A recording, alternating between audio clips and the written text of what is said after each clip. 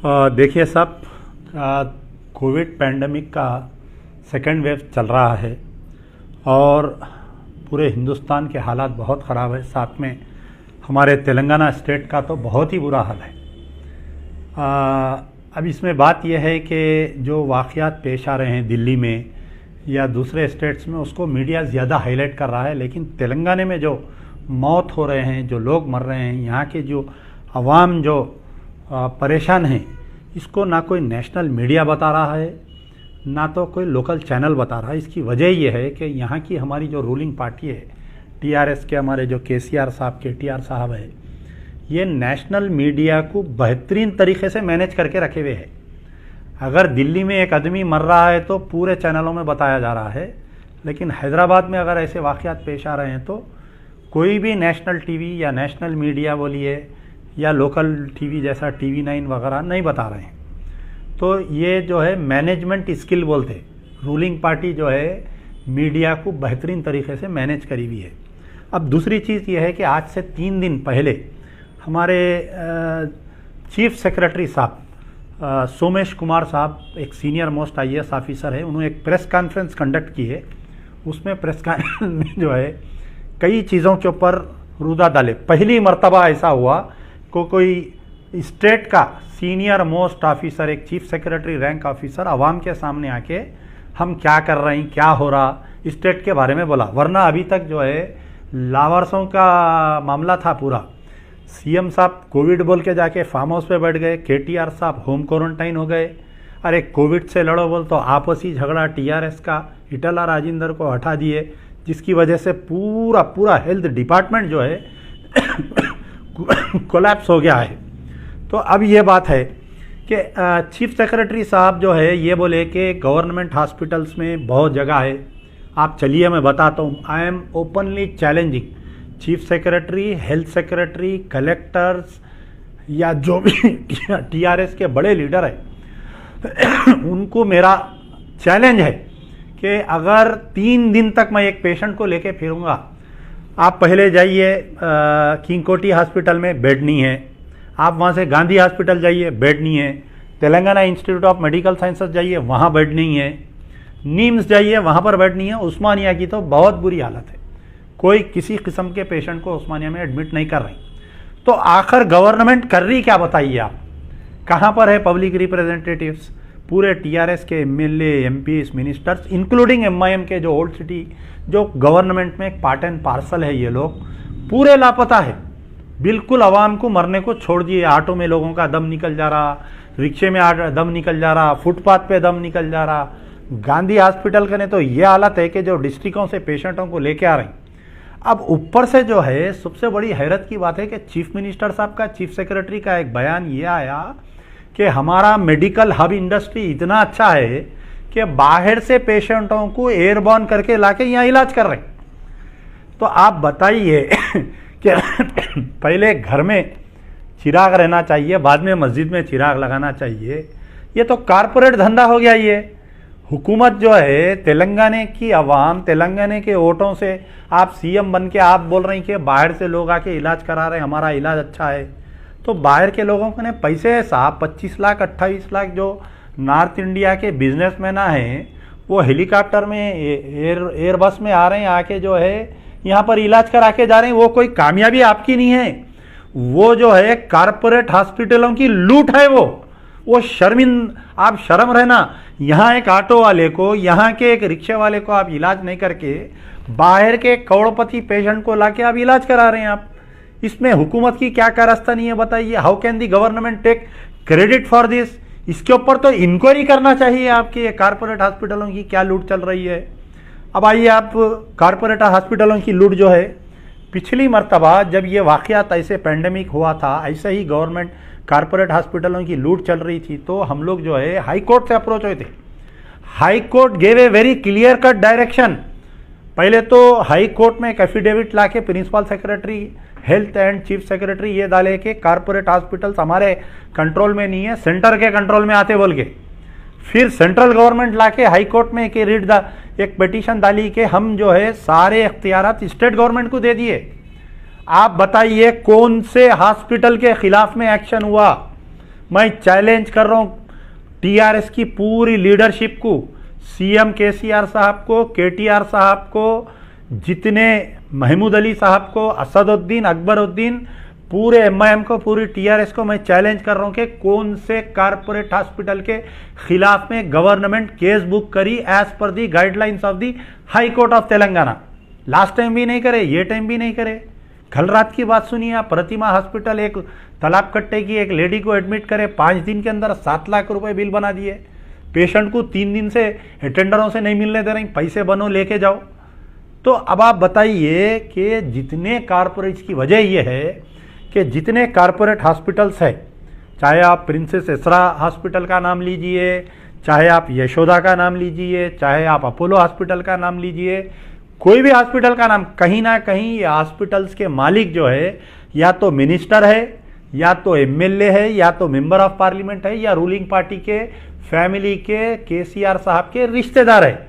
तो अब कहां से एक्शन होता बताइए आप। कारपोरेट हॉस्पिटल्स की लूट के ऊपर हुकूमत बिल्कुल नाकामयाब, बिल्कुल अनजान। जाओ लूट लो, मारो, जो करना है मारो, बीमार की बिस्तर पे मारो।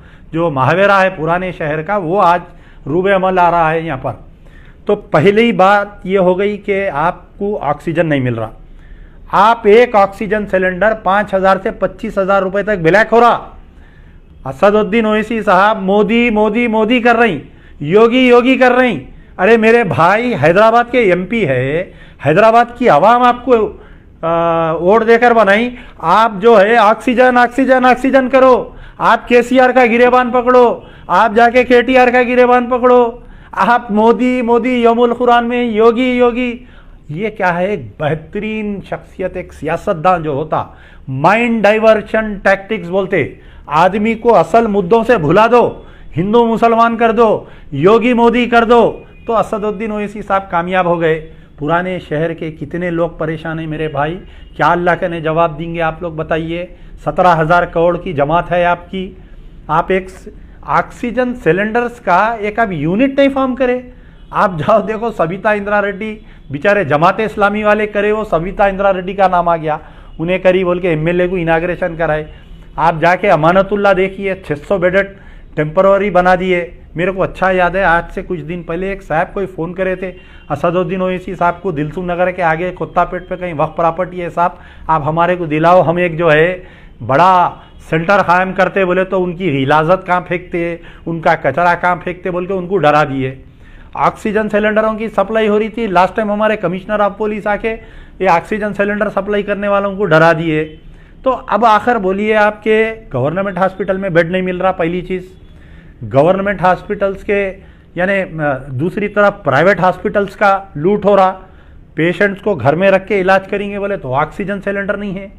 अरे 25-25 हज़ार रुपये में लोग खरीद रहे हैं ऑक्सीजन सिलेंडर। ना तो असदुद्दीन ओवैसी साहब इसके ऊपर कुछ बोल रही, ना तो हैदराबाद पुलिस कमिश्नर कुछ बोल रही, ना तो केसीआर साहब कुछ बोल रही, ना तो केटीआर साहब कुछ बोल रही, ना तो अकबरुद्दीन ओवैसी साहब कुछ बोल रही। आप बताइए, आवाम को छोड़ दिए, जाओ मर जाओ, देखेंगे फिर जिंदगी बाकी रही तो फिर अगले रमज़ान में मिलेंगे, फिर इलेक्शन में मिलेंगे। हैरत की बात है, कल असदुद्दीन ओवैसी साहब बयान दे रही कि अब के जो है ईद की नमाज होती कि नहीं होती की। मैं होम मिनिस्टर साहब से अरे 2 दिन पहले आप जाके जलसा करें ना, 10,000 आदमी को जमा करके जलसा करे। ईदगाह ग्राउंड में जलसा हुआ। आप जाके वरंगल में आपके कहीं कैंडिडेट लड़ लेते, खम्मम में, और आपके कहीं 3-4 जगह जो बाई इलेक्शन, अब ये जो म्यूनसिपल कॉरपोरेशन के इलेक्शंस हुए उसमें खुद असदुद्दीन ओवैसी साहब 10,000 आदमी की मीटिंग करके आए। आप बोल रहे हैं ईद की नमाज होती कि नहीं की, गले मत मिलो। अरे तमाम पाबंदियां, तमाम एहतियात हमारे कने आ गए। इलेक्शन होगा, रैलियां निकलेंगे, कोविड नहीं होगा, पूजा पाठ होगा, जुलूसा निकलेंगे, कोविड नहीं आएगा। जुम्मा नमाज को कोविड आ जा रहा, तरावियों को कोविड आ जा रहा, ईद की नमाज को कोविड आ जा रहा। तो ये क्या साजिश चल रही? ये साजिश के ऊपर जो है इसकी मुसलमान लम्हे फिक्र है, आज सोचना चाहिए। हाई कोर्ट का बहाना बना रही कि नहीं हाई कोर्ट के रेस्ट्रिक्शंस है। अरे हाई कोर्ट के रेस्ट्रिक्शंस है तो इलेक्शन नहीं कराना था। आप खम्मम में इलेक्शन नहीं कराना था, आप वरंगल में इलेक्शन नहीं कराना था, और एक कहीं डिस्ट्रिक्ट में आप वहाँ पर इलेक्शंस नहीं करवाना था। आप इलेक्शन से क्या नहीं फैले बताइए आप बीमारियाँ। तो मेरा बोलने का मतलब यह है कि टोटली तौर पर गवर्नमेंट फेल हो चुकी है, टीआरएस भी फेल हो चुकी है, एमआईएम भी फेल हो चुकी है। आवाम को ये बुरे दिन याद रखना चाहिए। अगर आप लोग याद नहीं रखेंगे, फिर कल के दिन अब आप बताइए कि लास्ट टाइम जब कोविड आया था तो गली गली राशन का थैलियां पकड़ के बांट रहे थे। क्यों बांट रहे थे मेरे भाई? बल्दिया इलेक्शन आने वाला था, इसलिए पूरे कारपोरेटर्स कैंडिडेट्स या जो इंटरेस्टेड थे, आज कोई दिख रहा शहर में? कोई एमएलए दिख रहा पाकिटां बांटते हुए? कोई कारपोरेटर दिख रहा आपको राशन किटां बांटते हुए या आवाम को ऑक्सीजन सिलेंडर? एक आध दो कोई बांट ले रहे होंगे, वो भी गाड़ी पे रख के पूरा वीडियो बना रहे हैं, एक सिलेंडर घर पे देखे। तो टोटल तौर पर गवर्नमेंट हैज फेल्ड। ना तो हमको ऑक्सीजन मिल रहा, वैक्सीन जो पहला वैक्सीन ले लिए लोग, दूसरे वैक्सीन के लिए इंतजार कर रहे हैं, वैक्सीन नहीं है। जो टेस्टिंग किट्स है, बारकस हॉस्पिटल में जाके देखो आप, 3 दिन से टेस्टिंग रुकी हुई है। डबीरपुरा टीबी हॉस्पिटल का नहीं जाके देखो, उन्हें बोल रहा 2 किस्म का जो टेस्ट होता है, एक आधे घंटे का रैपिड टेस्ट, एक आरटीपीसीआर किसी को भी 5 किट दे रहे हैं, कहते उसको खाली 50 आदमी आए तो 5 आदमी को कर रहे हैं, 45 को बोल रहे हैं कल आओ। रोजे में जाके लोग धूप में लाइनों में तैर रहे हैं वहां पर टेस्टिंग कराने के लिए। ना तो टेस्टिंग किट्स हो रही, ना तो ऑक्सीजन सिलेंडर मिल रहा, ना तो गवर्नमेंट हॉस्पिटल्स में बेड मिल रहा। कारपोरेट हॉस्पिटल्स की लूट को कोई बोलने वाला नहीं है। तो फिर ये हुकूमत है कई की भाई? ये कई के एमएलए, ये कई के एमपीज, ये मैं हमारे लाड़ बाजार के पूरे व्यापारियों से गुजारिश करूंगा कि ये लोगों को आप कुछ गिफ्ट करो जाके, कि भाई ये आखिर मर रहे, अव्वल मर रही, ये तोहफा आपको दे के हम लगा मर जाते बोल के बोलो। तो आप ऐसे ऐसे नौजवान बच्चे मर जा रहे हैं, बड़े अफसोस की बात है। रोजाना फेसबुक में फोटोआं देख देख के आंख से आंसू निकल जा रहे मेरे भाई। नौजवान बच्चे रास्ते में सलाम कर रहा, दूसरे दिन मालूम हो रहा कि उसको कोविड हो गया बोल के। आज एक और एक ड्रामा हुआ, आज मालूम आपको क्या ड्रामा हुआ? हज हाउस में वक्फ बोर्ड चेयरमैन सलीम साहब, फेकम फाक चेयरमैन क्या करे, पहले ऐलान करे थे कि हम इतना बांटेंगे उतना बांटेंगे, पहले कोविड में नहीं बांटे।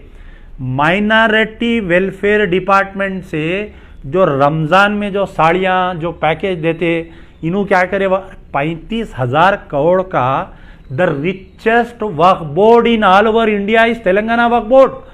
भाड़ मारी क्या बताओ आप तेलंगाना वक्फ बोर्ड को? कई के चेयरमैन है तुम, बताओ आप? अल्लाह का दिया तुम्हारे कने खुद इतनी दौलत है, तिरुपति में जाके तेलुगु देशम में तुम 15 करोड़ रुपए देते, Rajya Sabha seat, MLC seat, chairmanship लेने के लिए टीआरएस को 15-15 करोड़ फंड देते। वक्फ बोर्ड चेयरमैन की हैसियत से निकल के बांटो ना। एक ऑक्सीजन सिलेंडर, हज हाउस की बिल्डिंग खाली पड़ी हुई है, एक 500 पलंग डालो लाके उसके अंदर, डॉक्टरों को हायर करो, मेडिकल इंडस्ट्री को पूरी हायर करो, नहीं होता। चेयरमैन साहब खाली फेकम फाक, बुला लिए होम मिनिस्टर को, ये 2 एमएलए को बुला लिए कारवान के, और उनके हम 2,500 पैकेट बांटे। 6 ऑटो गए खाली, 6 ऑटो में 2,500 पैकेट जाते। बोलो आप, बताओ आप कई के वक्फ बोर्ड चेयरमैन है साहब? आप किधर जा रही दुनिया बताइए आप? कब तक अल्लाह को झूठ बोल रही? रोजा रह के नमाज पढ़ते, सर पे टोपी है सबके, पूरे झूठ बोल रही। महमूद अली साहब बोल रहे हैं माइनॉरिटी वेलफेयर डिपार्टमेंट, वक्फ बोर्ड वाले बोल रहे हैं हम दे रही, एमआईएम के दोनों एमएलए फेसबुक पे पोस्ट डाल ली हम दे रही बोल के। तो गरीब का मजाक उड़ा रही, 4 थैलियां देके वक्फ बोर्ड को भाड़ नहीं मारी। आई डिमांड, मेरा मुतालबा है कि हज हाउस की पूरी बिल्डिंग को इमीडिएट कोविड ऑक्सीजन सेंटर में तब्दील करो। जैसा हज कमेटी, हज का सीजन में मसीउल्लाह, काबिल मुबारकबाद है मसीउल्लाह हज कमेटी के चेयरमैन, जो हज कमेटी के हज के दौरान जो इंतजाम करते ना, वैसा पूरी बिल्डिंग को कवर करो। पूरी बिल्डिंग के अंदर 600 बेड आते कम से कम, डेली 600 आदमी को आप ऑक्सीजन दे सकते। बाजू के शादी खाने लियो, अरे मर्द के जन्म में पैदा है तो मर्द का काम करो। ये क्या खाली बैठ के झंडियां हिला रहे हैं ऑटोओं के सामने, खुद को अपने आप को धोखा दे रहे हैं, अपने खुदा को धोखा दे रहे हैं, अपने अल्लाह को धोखा दे रहे हैं। अरे रमजान में, रोजे में झूठ बोल रहे हैं आप लोग। 35,000 करोड़ का वक्फ बोर्ड है, कहां जा रहा पैसा बताओ आप? क्यों अवाम को झूठ बोल रहे हैं? कब तक झूठ बोलते? क्या अल्लाह का डर खौफ नहीं है तुम्हारे को? इतना झूठ बोल रहे हैं सो। मेरा मुतालबा है कि वक्फ बोर्ड की बिल्डिंग को इमीडिएट ऑक्सीजन सेंटर में तब्दील करो। सलीम साहब, 4 होटल हैं आपके, अनमोल होटल, दिल दिया ना तुम्हारे को, पूरे होटलों को कोविड सेंटर बनाओ। अल्लाह का दिया बहुत है, क्यों नहीं कर रही? कब तक झूठ बोलते आप बताओ आप?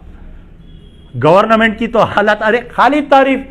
सीएम को बेचारों को कोविड हुआ तो पूरे अखिलियती कायदीन निकल गए रोड पे, बड़े बड़े उलमा मशाइखीन बीमार पड़े तो कोई दुआ नहीं करा, घर में अम्मा बाबा मर गए तो कोई तस्बीह नहीं लगाया, खत्म कुरान नहीं करा, दरगाह पे चदर नहीं चढ़ाया।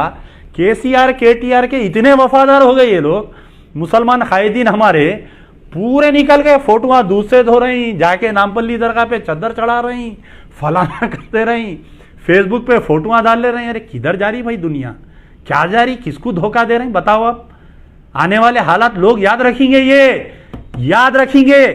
ये जो कोविड पहला सीजन आया, कोविड दूसरा सीजन, जो मजलिस की नाहेली, जो अनजान मारो पॉलिसी और जो टीआरएस के कायदीन की ये मरने को जो अवाम को छोड़ दिए ना, आने वाले इलेक्शन में रोड पे आ जाएंगे, याद रख लो।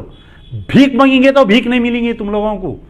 मैं फिर मुतालिबा कर रहा हूं, हज हाउस की बिल्डिंग को पूरा ऑक्सीजन सेंटर बनाओ, बाजू की बिल्डिंग को ऑक्सीजन सेंटर बनाओ, 5 शादी खाने हैं, पूरे शादी खाने वालों के मालिक से बात करो, मर्द के जन्म में पैदा है तो मर्द का काम करो।